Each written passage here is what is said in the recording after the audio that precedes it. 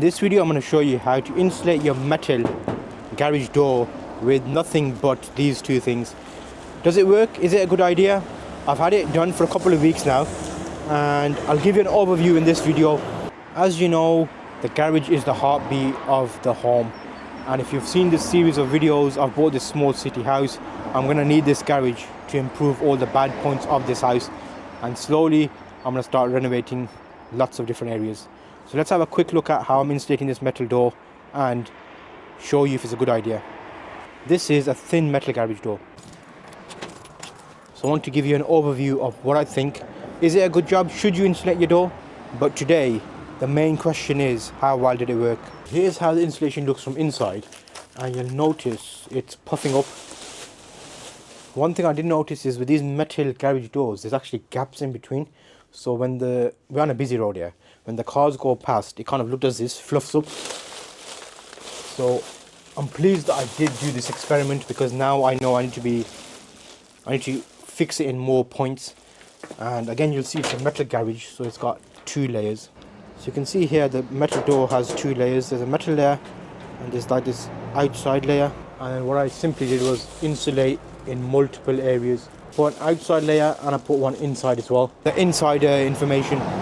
You'll see some time lapses of me getting this done. That was about 4 weeks ago. So we're just gonna use some of this insulation to insulate our garage door. Right now the garage door is here.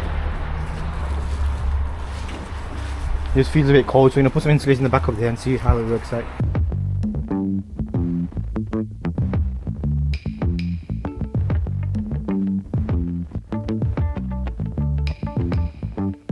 So here you can see we've done the first layer of the insulation behind the frame, and that's what it looks like. Let's carry on.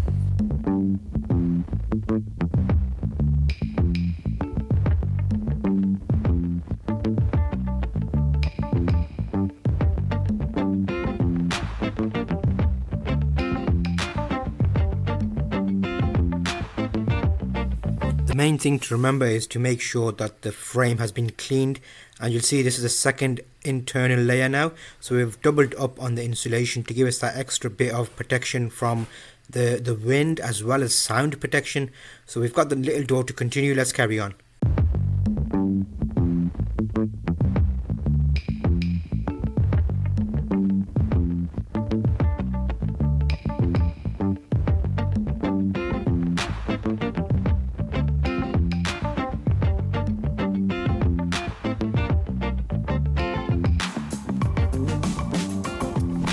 Again, this is an experiment to see how well this performs. We already had a lot of this insulation in the garage, so we're basically just making sure we're using it up. There were some cut bits to make it a little bit easier, and rather than it go to waste, we actually used it here. So we did a second layer on the smaller door. At some point I am going to replace this door because I don't like the idea of a metal door, and you'll notice there's quite a step up into the garage, which is a bit of a nightmare. So in a future episode I will be actually going through and hammering out the base, so at least we can get a motorbike into this garage. So I'm not going to be putting the car in the garage. We'll use it as a workshop, and we'll be using it to store the motorcycle and the cycles. So let's continue with this time lapse and let you have a quick view of how to insulate these doors, and is it a good idea, and I'll give you a review at the end as well. So you can see here now it's actually doing its thing.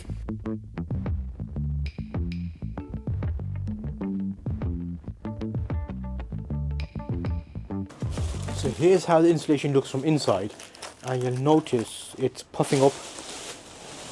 One thing I did notice is with these metal garage doors, there's actually gaps in between.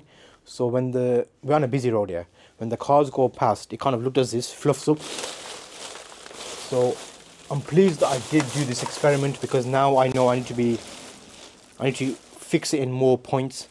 And again, you'll see it's a metal garage, so it's got two layers. So you can see here the metal door has two layers. There's a metal layer and there's like this outside layer.